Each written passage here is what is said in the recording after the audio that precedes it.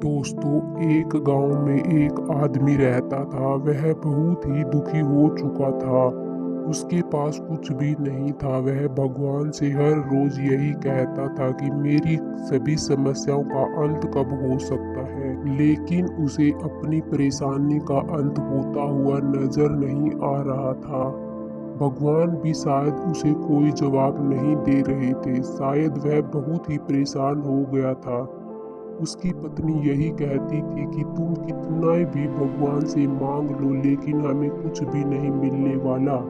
हमारा जीवन मुसीबतों से भरा है और यहाँ पर हमेशा मुसीबत भरी रहेगी।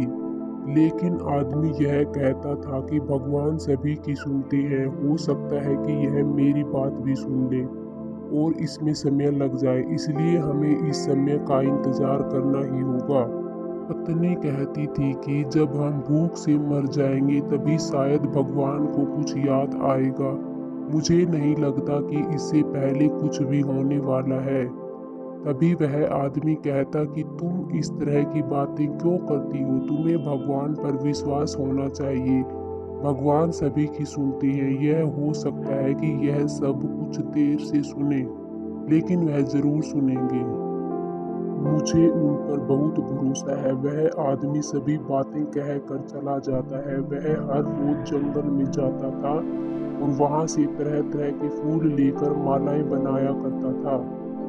उन मालाओं को बेचकर ही वह अपना घर चला रहा था, लेकिन उसका घर चल नहीं रहा था।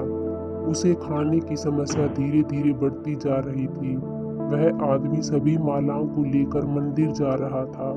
तभी रास्ते में उसकी मुलाकात एक साधु बाबा से होती है। साधु बाबा कहते हैं कि यह मालाएं तुम बेचने जा रहे हो। आदमी कहता है कि मैं मंदिर के पास मेरी यह माला बेचता हूँ। साधु बाबा कहने लगे कि मुझे भी एक माला चाहिए। अगर तुम्हें ऐतराज ना हो तो तुम मुझे एक माला दे सकते हो।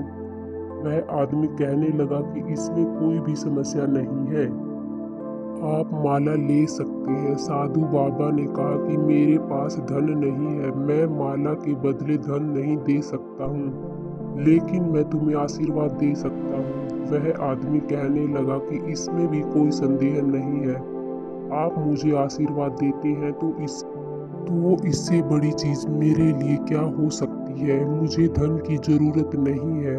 साधु बाबा मुस्कुराते हैं और कहते हैं कि मेरा आशीर्वाद है कि आज से तुम्हें धन की कोई कमी नहीं होगी। यह कहकर वह चले जाते हैं और वह आदमी अपनी मालाओं को बेचने के लिए निकल पड़ता है।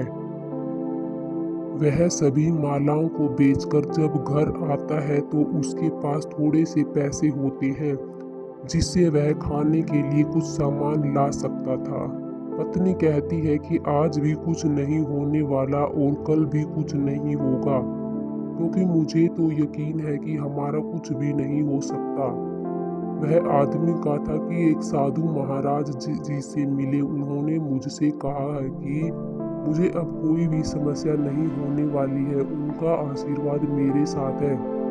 पत्नी कहने लगी कि आशीर्वाद से काम नहीं चलता है। जब तक हमें धन नहीं मिलेगा तब तक हमारा गुजारा नहीं हो सकता है। वह आदमी आराम से बैठ जाता है और अपने थैले में देखता है कि कोई माला बची है या नहीं। जैसे ही वह अपने थैले में हाथ डालता है तो उसे सोने की माला मिलती है, जो कि उसके पास कभी भी नहीं थी। अब वह समझ जाता है कि उन्होंने उसे आशीर्वाद दिया था। शायद भगवान थे जो हमें आशीर्वाद दे गए कि हमारे पास कभी भी कोई भी धन की कमी नहीं होगी। वह अपनी पत्नी को दिखाता है और कहता है कि आज भगवान मुझसे मिलने आए थे और हमें आशीर्वाद में इतना सारा सोना दिया है कि जिंदगी भर हमें खाने की समस्या होने वाली नहीं है। अब पत्नी इस बात को समझ जाती है कि भगवान हमेशा सुनते जरूर हैं, चाहे इसमें कितनी भी देरी हो जाए।